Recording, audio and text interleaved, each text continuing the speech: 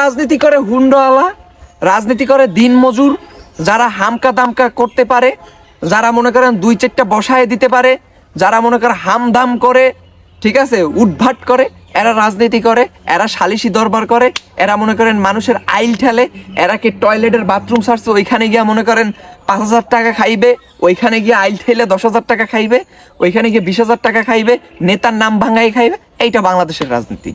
এখন আমাদের এই রাজনৈতিক প্যাটার্নটা চেঞ্জ করতে হবে। আমরা ত্যাগের রাজনীতিটা চাই এবং আমরা নেতাও চাই, ত্যাগী নেতা চাই। জিয়াউর রহমান বা বেগম জিয়া আপসহীন নেত্রী ছিলেন, নেতা নেত্রী ছিলেন, কোনো সন্দেহ নাই। বিশ্বের জিয়াউর রহমানকে যদি আল্লাহ বাঁচায় রাখতেন, বিশ্ব নেতৃত্ব দেওয়ার মতো তার ক্ষমতা ছিল, অ্যাবিলিটি ছিল। এই কারণেই সে ষড়যন্ত্রের ফাঁদে পড়ছেন। এবং একমাত্র বাংলাদেশের দুইজন নেতা বর্তমানে যাদেরকে জনগণ বসাইছে, যারা দায়িত্ব নিতে চায় নাই, এর ভিতরে অন্যতম হচ্ছে জিয়াউর রহমান এবং হচ্ছে গিয়ে এই যে আমাদের প্রফেসর ইউনূস। এই দুইজনরে কি জনগণ বসাইছে, এরা বসতে চায় নাই। বাংলাদেশের ইতিহাসে এই দুইজনই আছে। এবং এই যে জিয়াউর রহমান এবং বেগম জিয়া, হয়তো আমরা তাদের রাজনীতির সময় খুব ছোট ছিলাম। 2008 সালে হয়তো আমি 4-5-এ পড়ি, যখন আওয়ামী প্রথম ক্ষমতায় আসছেন। তার আগে তো আমরা বুঝতামই না। 111-এর কথা এখন না হয় আমরা ইতিহাস জানি, কিন্তু তা কিছু বুঝতাম না।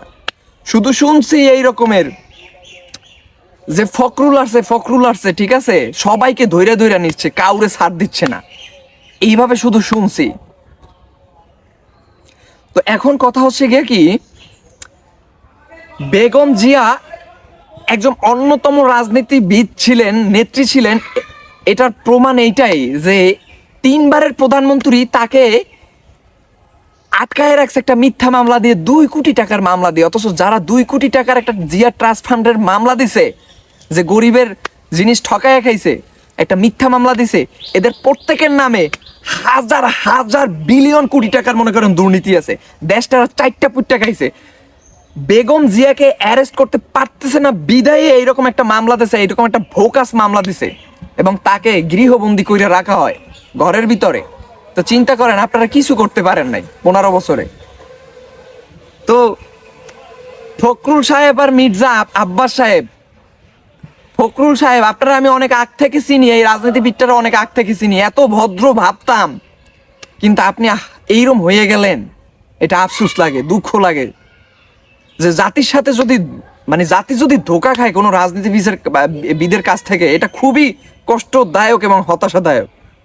যে একটা মানুষের চেহারার ভিতরে এত ভদ্রতা, এত সভ্যতা, যে মানুষটা প্রশংসা করলাম 2021-20-21-এর দিকে, যা কত ভদ্র, এই মানুষটার সাথে এইভাবে কেন করে, কত সভ্য, কত ঠান্ডা, কত ভদ্র, কিন্তু আজকে আপনারা এইরকম বর্বর আচরণ কেন করেন?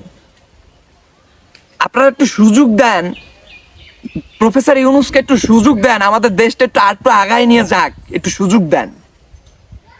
আমরাও চাই একটা ভালো দল আবার ক্ষমতায় আসুক, কিন্তু প্রফেসর ইউনূস সে যে একটা মিশন নিয়ে আসছে, তার মিশনটা কমপ্লিট করতে দেন।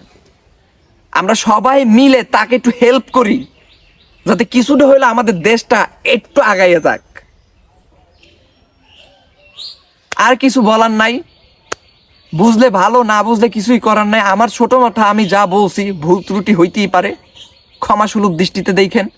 আর আমি আমার ব্যক্তি স্বাধীনতা থেকেই কথাটা বলছি, কতটা স্বাধীনতা বাংলাদেশে আছে এবং ভবিষ্যতে কতটা স্বাধীনতা মানুষের থাকবে। আমরা আর বাঙালি মানুষ চাই না আবারও কোনো আয়না ঘর হোক, এই ধরনের কিছু হোক, আমরা এটা চাই না।